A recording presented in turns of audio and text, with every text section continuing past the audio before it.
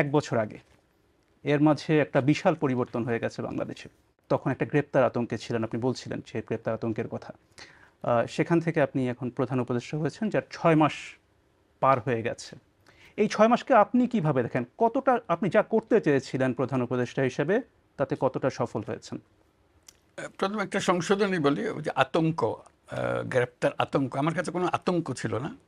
একটা সম্ভাবনা ছিল যে আমাকে নিয়ে যাবে। আমি I was taking it easy, যে যে নিলে নেবে, আমার তো করার কিছু নাই, যেহেতু আইন কানুন নাই দেশে, কাজে তারা যা ইচ্ছা তাই করতে পারে। ওর মধ্য দিয়ে জীবন চলছিল আমার। আমার কোনো চিন্তা ছিল না, ভাবনা ছিল না যে আমি হঠাৎ করে একটা সরকারের প্রধান হব, দায়িত্ব পাবো, এবং সেই দেশ এমন দেশ যেখানে সব তছনছ হয়ে গেছে, কোনো জিনিস আর ঠিক মতো কাজ করছে না, যা কিছু আছে ধ্বংসস্তূপের মধ্য দিয়ে কাজ করতে হবে। কাজে আমার প্রথম চেষ্টা হলো সেই ধ্বংসস্তূপ থেকে আমরা আসল চেহারাটা বের করে আনা, মানুষের দৈনন্দিন জীবন সহজ করে আনা, সেই চেষ্টাটার মধ্যে ছিলাম। তারপর আস্তে আস্তে ভবিষ্যৎটা কী হবে সেটার জন্য চিন্তা করা, কোন দিকে আমরা অগ্রসর হব। প্রথম চিন্তা আসলো যে একটা সংস্কার দরকার আমাদের, কারণ যে কারণে এই সমস্ত ঘটনা ঘটেছে, এই যে ফেসিবাদী সরকার চলতে পেরেছে, 16 বছর ধরে চলতে পেরেছে, আমরা কিছুই করতে পারিনি। তিনটা নির্বাচন হয়ে গেল, ভোটারের কোনো দেখা নাই। এই যে অসংখ্য রকমের দুর্নীতি এবং ব্যর্থতা, মিসরুল ইত্যাদি, সেখান থেকে আমরা কীভাবে টেনে পেরেছেন বলে মনে হয় আপনার কাছে? কতটা আমরা সংস্কারের বিষয়ে সংস্কার তখন শুরু করি না, না।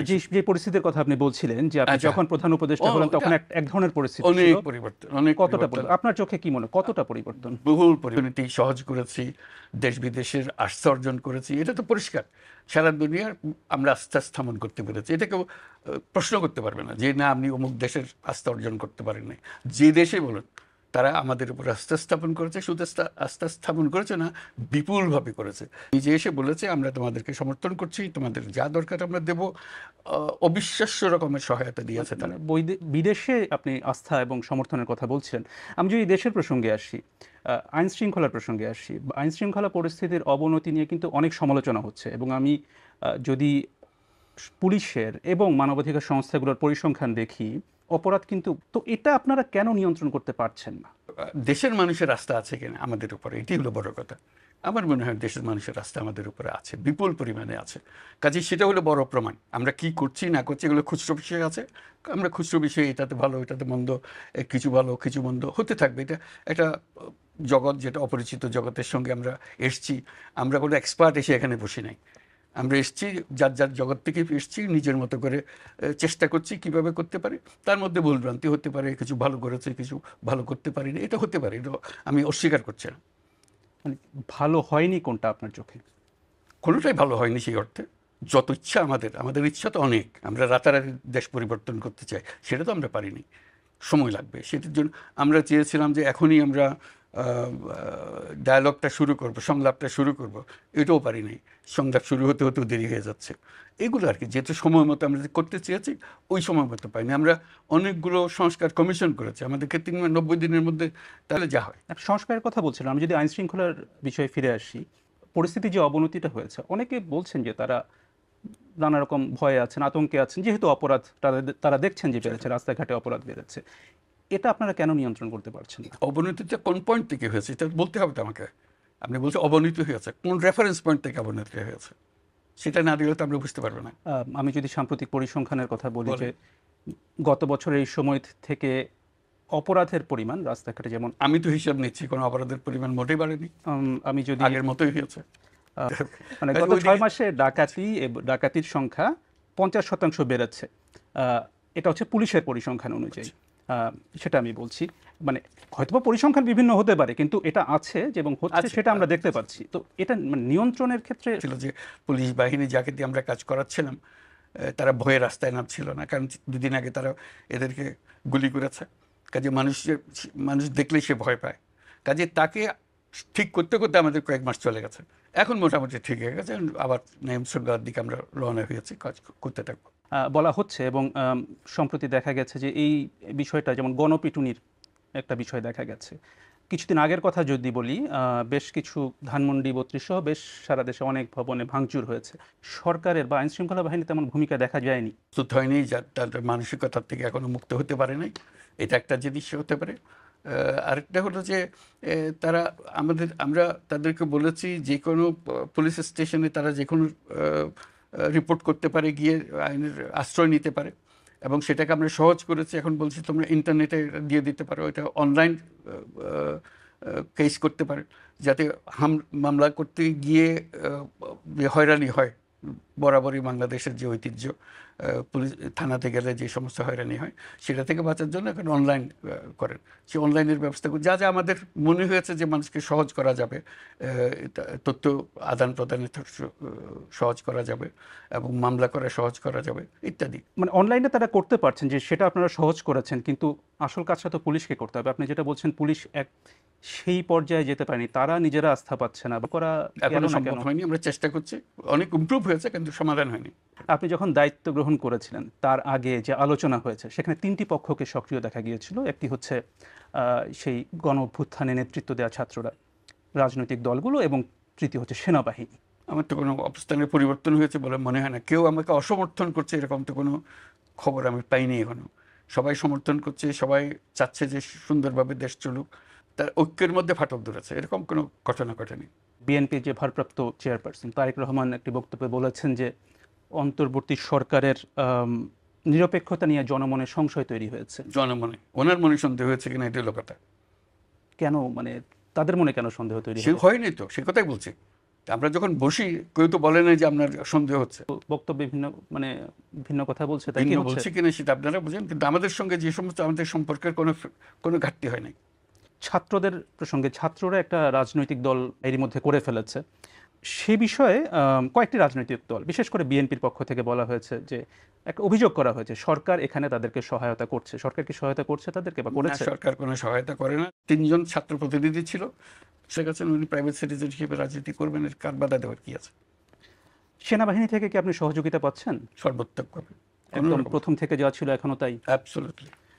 আপনি নিশ্চয়ই জানেন যে সম্প্রতি সেনাপ্রধান একটি বক্তব্য দিয়েছেন যেখানে তিনি বলেছেন যে অনেক বিষয়ে তিনি এবং আপনি একমত। তার মধ্যে তার একটি বক্তব্য ছিল যে সবাই একসাথে কাজ না করতে পারলে বাংলাদেশের স্বাধীনতা এবং সার্বভৌমত্ব হুমকির মুখে পড়বে বা এটা বিপন্ন হতে পারে।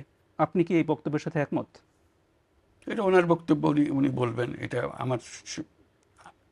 আমার ওনাকে এন্ডোর্স করা না করার বিষয় না এটা। যেহেতু তিনি বলছেন যে অনেক বিষয়ে কথা হয়, আপনি অনেক বিষয়ে একমত, অথবা এই যে স্বাধীনতা সার্বভৌমত্ব বিপন্ন হওয়ার কোনো সম্ভাবনা কি আছে কিনা সরকার প্রধান হিসেবে আপনি কি এটা তো বলেন? সব সময় থাকে।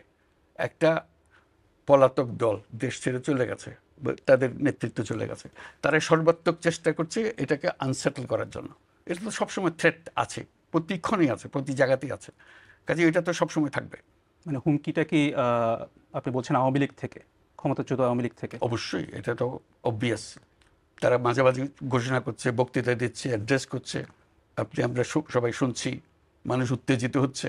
আপনি এখন যেটা বললেন যে তাদের দিক থেকে নানা রকম কর্মকাণ্ড আছে, অ্যাড্রেস করছে, জাগো, কাজে নামো, ইত্যাদি ইত্যাদি অনেক আহ্বান জানাচ্ছে না, কর্মসূচি দিচ্ছে, হরতাল করো, অমুক করো। এটা মানুষ কীভাবে নেবে এটাকে বলেন? এটা কীভাবে মিষ্টি মুখে চলে যাবে সব? অন্তর্বর্তী সরকারের একটি বড় লক্ষ্য হিসেবে আপনি সংস্কারের কথা বলেছেন, এবং কিন্তু এখন যেহেতু আপনারাই বলছেন যে এই বছরের শেষে নির্বাচন হবে, তো এই অল্প সময়ের মধ্যে আপনারা সংস্কার কতটা করতে পারবেন বলে? আমরা একেবারে প্রত্যেকটা সুপারিশ দেব, সুপারিশের সঙ্গে কথা থাকবে আপনার রাজনৈতিক দল এটা কি সমর্থন করে, এটাতে রাজি আছেন, রাজি থাকতে বলেন, রাজি না থাকলে বলেন, বা এই যে সুপারিশটা আছে সেটার মধ্যে যদি কোনো একটা সংশোধনী এলে আপনি রাজি হবেন সেটা বলেন। এটা কি নির্বাচনের আগে সংশোধনটা করা ঠিক হবে, এটা কি নির্বাচনের পরে কি, সব প্রশ্নের এখানে সমাবেশ আছে। রাজনৈতিক দলকে শুধু বলতে হবে এটা আমি মানি, এটা রাজি, এটা আমি, এটা বলে দিলে সব কিছু মিলালে তারপরে আমরা একটা ঠিক করব সবাই কোন সুপারিশে সবাই একমত হয়েছে। এরকম যে সমস্ত সুপারিশে তারা একমত হয়েছে সেগুলো আমরা আলাদা একটা কাগজে নিয়ে আসবো। এই বিষয়ে, এই সমস্ত বিষয়ে সবাই একমত হয়েছে, তখন এটাকে আমরা বলবো এটা চার্টার, একটা জুলাই চার্টার, এবং সবাইকে আহ্বান জানাবো আপনারা সবাই যেহেতু একমত হয়েছেন সই করে দেন। জুলাই চার্টার, এর মতোই আমরা এখন চলবো।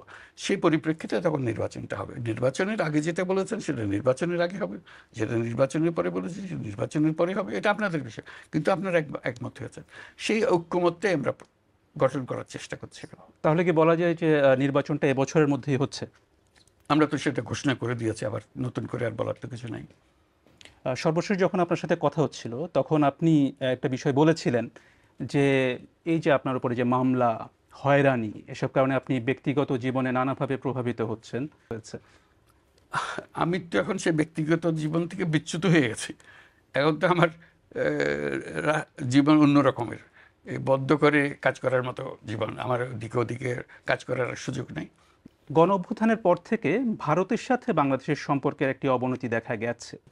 সবসময় ভালো থাকবে, এখনও ভালো আছে, ভবিষ্যতেও ভালো থাকবে। বাংলাদেশ ভারতের সম্পর্ক ভালো না থেকে উপায় নেই।